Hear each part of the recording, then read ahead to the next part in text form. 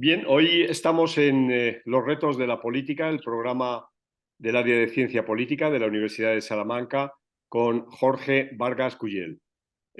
Jorge es doctor por la Universidad de Notre Dame y desde hace años dirige el proyecto Estado de la Nación en Costa Rica, que también es Estado de la región para Centroamérica. Jorge y yo nos conocemos desde hace mucho tiempo. Tuve el placer de colaborar con él y con Guillermo O'Donnell en un libro que coordinaron con Osvaldo Yaceta sobre la calidad de la democracia, hace casi la friolera de 20 años, ¿no? Un libro que fue pionero en ese sentido. Bueno, Jorge, muchísimas gracias por estar en este programa y ya sabes, ¿cuáles son los retos de la política? Ya sé que la pregunta es muy general, pero más o menos habíamos acordado seguir centrándonos en el ámbito de la región, de América Central y evidentemente también de Costa Rica. Adelante, Jorge.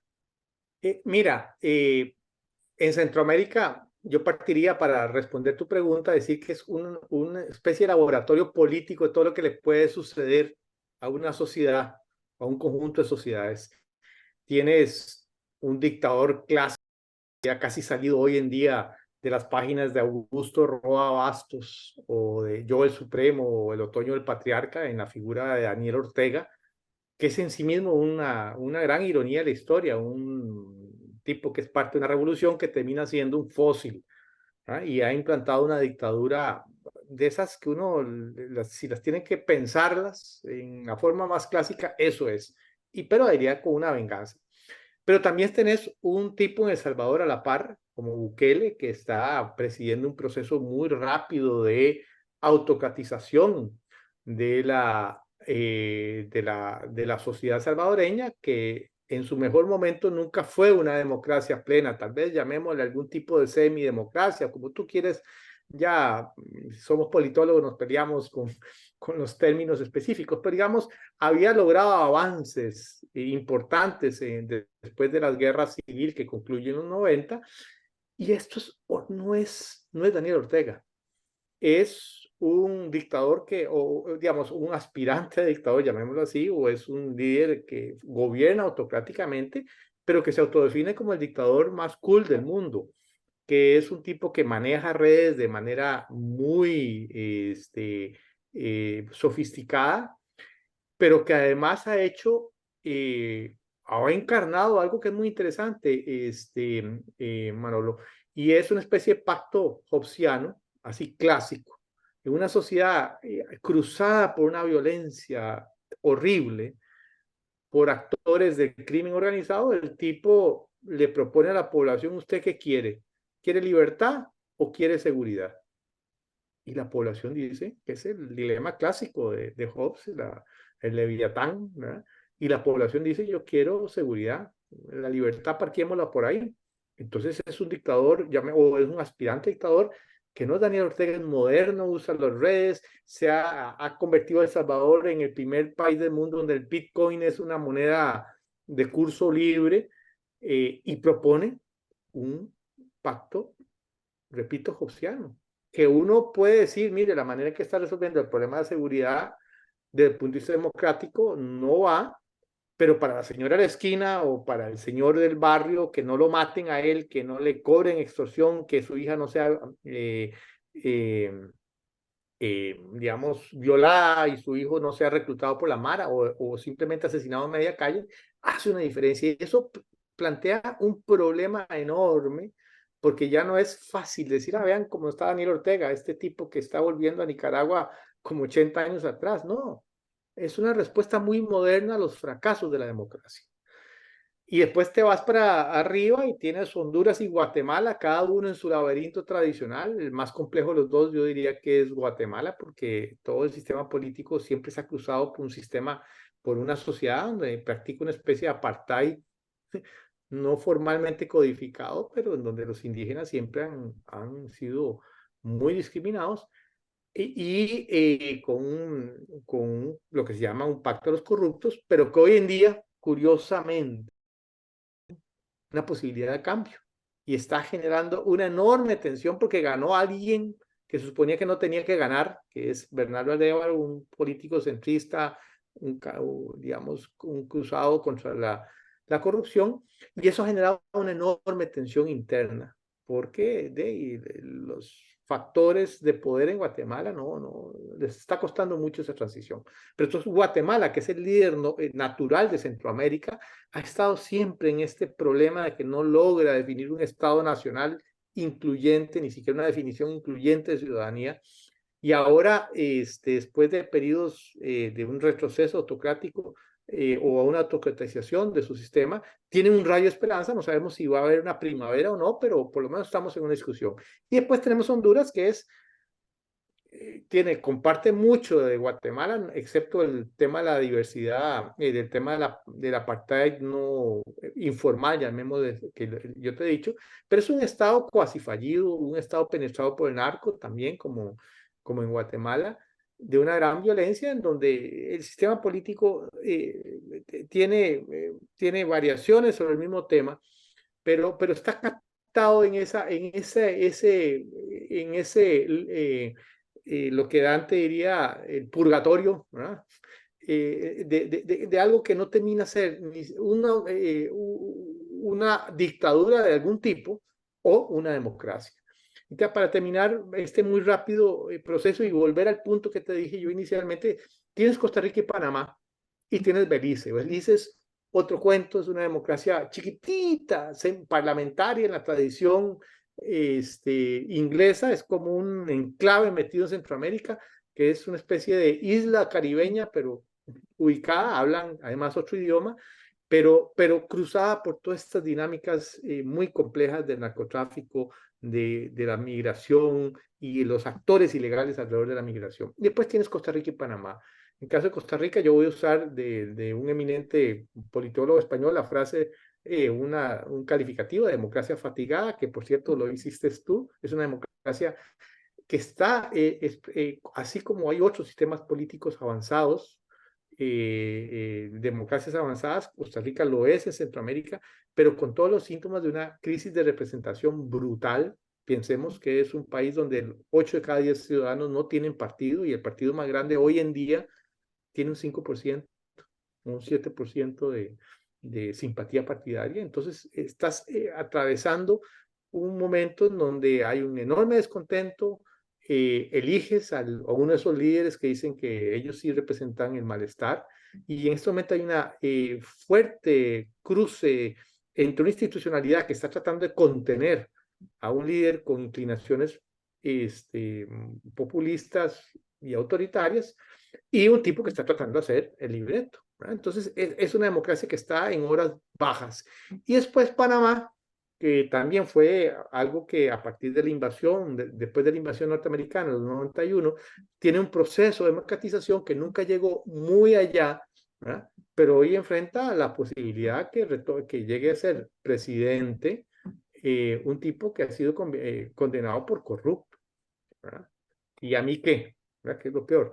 Entonces, todo esto para decirte que Centroamérica, que a veces es una región muy chiquitita, del tamaño más pequeño que España, o un poquito más grande que España, pero un poquito menos que Francia, con unos 60 millones de habitantes. Sin embargo, es un zoológico, un verdadero zoológico. Ahí encuentras de todo. Y no se puede poner uno los lentes simplemente quién es demócrata y quién no es demócrata. Porque dentro de estos procesos de autocratización, Manolo, y con eso concluyo esta primera pregunta, hay animales muy distintos. Está, repito, el dictador clásico, está el autócrata moderno, están las sociedades que no salen de ese callejón, alguna que quizás sí, tenemos democracias fatigadas, y otra que tienen en el caso de Panamá, una economía vibrante, pero con un sistema político que nunca logró cuajar y ahora está enfrentando dilemas muy importantes. Entonces, es un momento, yo diría, el más malo para Centroamérica desde la época que teníamos guerras civiles. Sí, una pregunta general para toda América Central. Durante mucho tiempo se explicaba la política de América Central con respecto a la injerencia de Estados Unidos. ¿Hay algo de eso ya? ¿Eso se terminó? ¿Qué papel está jugando Estados Unidos en la región? Empiezo por el final, mira, desde que se terminaron las guerras civiles en Centroamérica de los 80 y terminan en los 90, donde Estados Unidos fue parte de esas guerras civiles, una parte activa. De hecho, pensemos que en El Salvador, en los años 80, Manolo, era el tercer recipiente mundial de asistencia militar, ¿verdad? Y después de Egipto y Israel y Egipto en ese orden. O sea, era, y financiaban los contras, y en fin, Estados Unidos era un actor de una incidencia enorme, diaria, cotidiana, en toda América Central. Vino la paz y como dicen los mismos norteamericanos, missing in action. Estados Unidos se fue, no le interesó. No le interesó ser parte de la paz. Y eso es creo, un enorme vacío porque pasar de una economía de guerra a una economía de paz sin ayuda exterior que en sociedades que se han destruido una parte de infraestructura, eso no ocurre. Ve el caso de Europa, requirió un plan Marshall. Aquí no tuvimos ni plan Marshall ni nada parecido, al contrario, nuestra potencia regional simplemente dijo, ya no me interesa, y cuando volvió por tres razones. Uno, para decir, firmo un tratado de libre comercio con ustedes, eso va a generar nuevas oportunidades de negocios para los dos. Está bien, pero eso no es un plan Marshall, no ayuda a la reconstrucción y a la transición de esas economías de guerra, economías de paz, pacíficas, generar empleo. Segundo, Centroamérica está totalmente fuera del radar de la política norteamericana. Yo diría que Latinoamérica en su conjunto también, pero Centroamérica dentro de eso es como una especie de hoyo negro. No le interesa excepto por dos cosas. Por el llamado a la guerra contra las drogas, entonces la interdicción de drogas que pueden salir de Colombia, Venezuela, Ecuador, entonces eso es lo que interesa. No interesa Centroamérica per se, sino parar los flujos de droga. Y ahí sí hay cooperación técnica, incluso con Ortega. Y interesa el segundo canal es para parar la migración. ¿Cómo hacer que los migrantes a hoy en día no lleguen a México, sino que se queden en Guatemala o en Honduras y se quedan en centros supuestamente de procesamiento, solicitudes de refugio, de asilo, es procesamiento que puede llevar a años? En la práctica es decirle a estos países, pues acojan a los migrantes y nada más. O sea, si te resumo en esto, ¿cuál Sí. es la política norteamericana hacia una región en donde siempre fue un actor muy presente, muy intervencionista? Además, Estados Unidos se hizo imperio en Centroamérica y en el Caribe, derrotando a los ingleses, derrotando a España. Hoy en día es simplemente una persona que está, perdón, un país o una potencia que no está presente. Hace Bien, comunicados y todo, pero nada más. y esa ausencia, de alguna manera, la ha rellenado China, ¿no? China, hay que recordar también que la región, hace menos de 20 años, la mayoría de los países de la región no reconocían a Taiwán y, si no recuerdo mal, Costa Rica fue el primero, hará como 18 años, que en la segunda presidencia de Óscar Arias, decidió reconocer a la China y eso se fue transmitiendo a los otros países, ¿no? Honduras, Guatemala, etcétera, fueron cayendo en esa línea. Y ahora la presencia de China es importante. ¿Cómo la percibes tú? Mira, ha hecho cabeza de playa, pero tampoco Centroamérica tiene mucho que ofrecer a China. China en América Latina es un jugador importante, pues un comprador de materias primas, soja o soya a gran escala, trigo, carne, gas, y eso sobre todo Sudamérica. Centroamérica no tiene nada que ofrecer, excepto varias cosas. El canal de Panamá, que sí es de interés, pero eso es una línea roja para los norteamericanos. Pero bueno, ahí vamos a ver si van a ceder eso o no, o van a permitir que los chinos se metan. Pero el resto de Centroamérica no tiene esa función de suplidor de materias primas, es la economía agroexportadora más elemental, ¿verdad? Que es mucho de Sudamérica. Y es más que todo un terreno en donde es más simbólico, para decirle a los Sí. norteamericanos, también estamos acá. Pero ahí no ha habido más que la política de donaciones, de esto y lo otro, pero no, digamos, los chinos tampoco hay que decir que para ellos económicamente Centroamérica les resulta muy importante, excepto, repito, el asterisco del Canal de Panamá, que ahí estamos hablando de otra cosa, porque es una de las rutas de comercio internacional más importante, que bajo el firme control, incluso militar, de los Estados Unidos bajo un paraguas, todavía hoy, aunque no es tan evidente como cuando existía la zona del canal. Ahora, Nicaragua ha hecho ruidos geopolíticos, ha traído a Rusia y a Irán en su confrontación con Estados Unidos, que aunque es hasta el momento no ha pasado más, sí ha generado ahora sí una preocupación en ciertos círculos de Estados Unidos.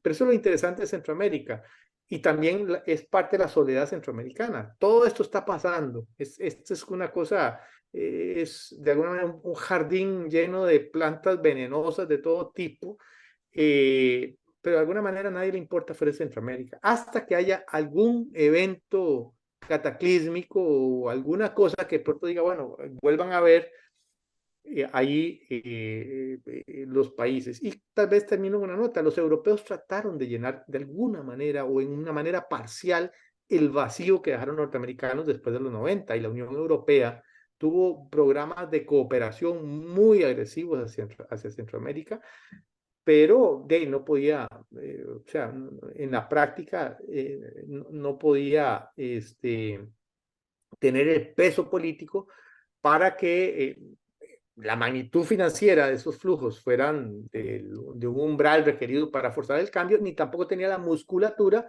que sí tendrían los norteamericanos para entrar incluso a presionar a las élites para que abrieran un poquito más sus economías y la distribución. Te lo pondría así, Manolo, en Centroamérica, sobre todo las nuevas democracias después de las guerras civiles, intentamos jugar democracia sin redistribuir nada, ¿verdad? Sí. Entonces fueron democracias que no acomodaron ciudadanas, las aspiraciones de las ciudadanías. Ya para nuestro último tercio del programa me gustaría volver al tema de tu país, de Costa Rica, ¿no? Y preguntarte dos cosas que pueden ser complementarias, las puedes contestar de manera conjunta o por separado. El Estado de la Nación. ¿Qué dice el Estado de la Nación de Costa Rica? Lo último, los últimos datos que tienes. Y la segunda es, bueno, don Rodrigo Chávez está casi a punto de cumplir los 2 años de presidencia. Tú lo has indicado anteriormente, es un presidente que llegó sin partido político, prácticamente sin experiencia tampoco política, en un Congreso, en una Asamblea Legislativa en la que o sus apoyos son muy precarios.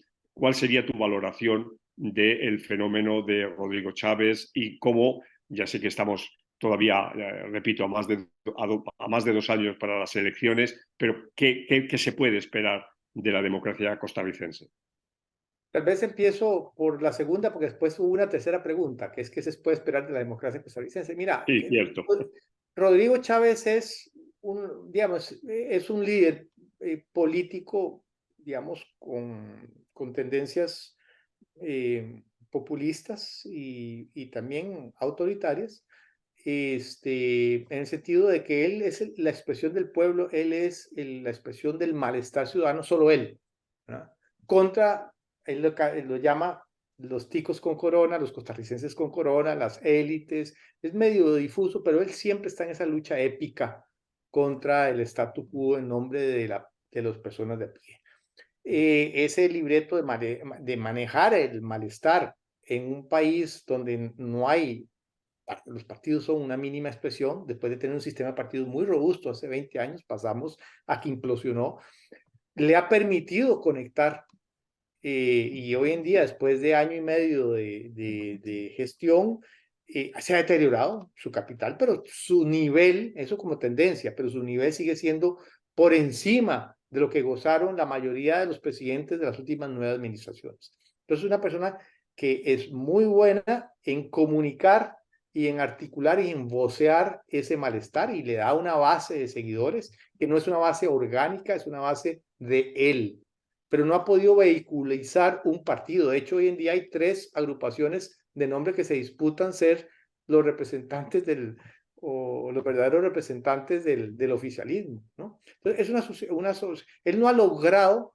digamos, transformar ese capital político en un capital organizativo y partidario que le permita aspirar a mayor trascendencia y tiene el dilema clásico de Weber, ¿cómo transmito yo el carisma? Que no es transmisible, el carisma lo tengo yo. Ahora, ese presidente que es muy bueno ahí, ha sido muy errático en política pública. No tenía cuadros y se le nota. Cuando uno llega a un partido, pues llega a ser presidente, pues tienes que llenar un estado. Pues no tenía cuadros. Sí ha tratado de expandir la esfera en la práctica de las competencias del Ejecutivo. Y ahí es donde se ha chocado con pared. A diferencia de otras democracias, incluso a diferencia de la democracia norteamericana, que es una democracia consolidada, en Costa Rica la constitución nuestra del año 49, que siguió a una guerra civil, Manolo, por diseño es un presidencialismo con un ejecutivo no dominante. Lo diseñaron así, repartieron el poder no solo en Sí, los otros poderes del Estado, el Congreso y el Judicial, que son poderes muy fuertes en Costa Rica y el Ejecutivo no los puede echar al lado, sino que dentro del mismo del Estado crearon una serie de independencias de sectores del Estado respecto al Ejecutivo. Entonces, esa vocación de, digamos, de ser el líder, de decir la política, yo soy el alfa y omega de la política, y se empieza la política y termina conmigo, choca con una institucionalidad que le dice, no, este decreto ejecutivo es inconstitucional, esta ley no se la paso. Entonces, estamos en esa muy fuerte tensión porque en la práctica el sistema político no está haciendo entregas de bienestar a la sociedad. de acuerdo. Entonces, y además diría que, para no tomar mucho tiempo, que nos queda poco, tiene un segunda, es un sistema que no sé si hubo un genio ahí, pero es un sistema en donde, a diferencia de otros sistemas políticos en América Latina o en otros países del mundo, no hay elección de medio periodo, en donde el presidente puede decir, vamos a elecciones legislativas y ahí recreo mi mayoría. ¿Verdad? Tenía pocos, Sí, que fue lo que pasó con Bukele, eso fue exactamente lo que hizo Bukele. No tengo mayoría en el Congreso, espérense, a los años, yo soy popular, logró esa mayoría y cambió el corte, y la corte cambió un montón de figuras. Bueno, en Costa Rica eso no lo puede hacer y además no hay reelección presidencial sucesiva.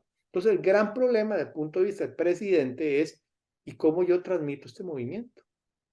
Ahora, ahí hay una cosa que no estamos claros si estamos justamente en ese choque, en ese conflicto estructural entre una institucionalidad que contiene y un ejecutivo que no quiere ser contenido. Ahora, ¿cómo coloca eso a la democracia costarricense en una perspectiva más de largo plazo?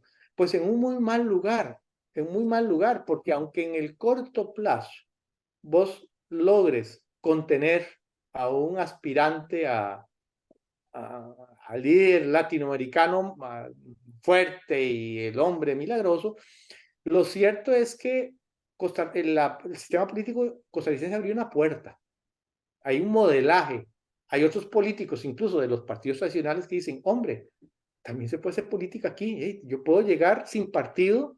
claro. Entonces hay un efecto modelaje, o sea, ya Costa Rica abrió una puerta. Si esa puerta la vamos a lograr cerrar o no, no sabemos, pero ciertamente aquí se ha dicho también es posible hacer política así. Es una política llena de descalificaciones, de jugar a la polarización como táctica para tener el movimiento siempre en Sí, acción. Y tal vez diría la última cosa a tu pregunta es que desde el punto de vista de desarrollo humano no está pasando nada. Al contrario, estamos Costa Rica. Mientras todo esto ocurre, los niveles de bienestar de la población, los problemas de financiamiento del estado de bienestar, de la seguridad social, de la educación, están haciéndose cada vez más difícil para quien quiera que llegue después. Y en ese sentido, se está rompiendo un pacto social fundamental que era muy importante para la estabilidad política. está claro. Ahora, Jorge, una última cuestión. ¿Cuántos miles de nicaragüenses hay ahora mismo en Costa Rica? Es difícil de precisar porque hay una parte de la migración que es estable, hay otra parte que la migración que es estacional, hay zafras de caña, vienen y van, pero ahora con la deriva autoritaria de Daniel Ortega ha venido otro influjo de población nicaragüense, sobre todo a niveles medios y altos, ¿verdad?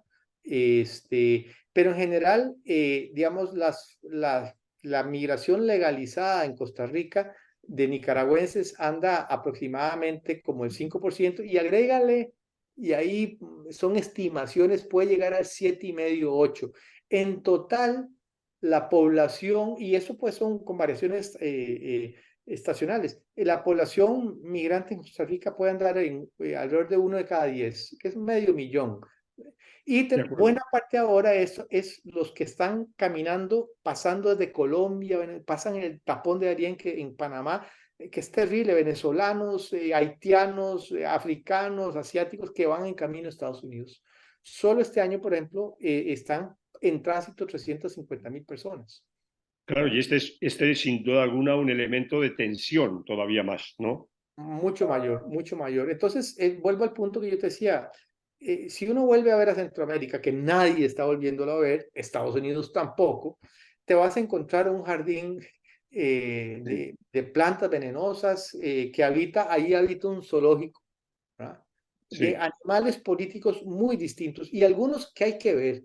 Lo de El Salvador hay que verlo porque es un tipo de autocracia que está formando, muy distinta a los demás, y una autocracia que da respuestas de política pública y que consigue el apoyo. Si es eso con los derechos humanos, por supuesto que no. Si eso es sostenible en el largo del tiempo, no teníamos posibilidad de hacer esta conversación, yo creo que no, pero lo cierto es que a las personas le está dando una respuesta que incide en sus vidas, que no pudo darle los partidos en la semidemocracia que se vivía El Salvador antes, y que crea un reto distinto, ¿no? Entonces, a Centroamérica hay que verlo porque es parte de ese ecosistema en donde uno encuentra de todo, desde el dictador clásico hasta el dictador moderno. Pues muchísimas gracias, Jorge. Creo que ha sido extremadamente claro. Como siempre, seguimos en contacto. Un Por abrazo. favor, Manuel, muchas gracias.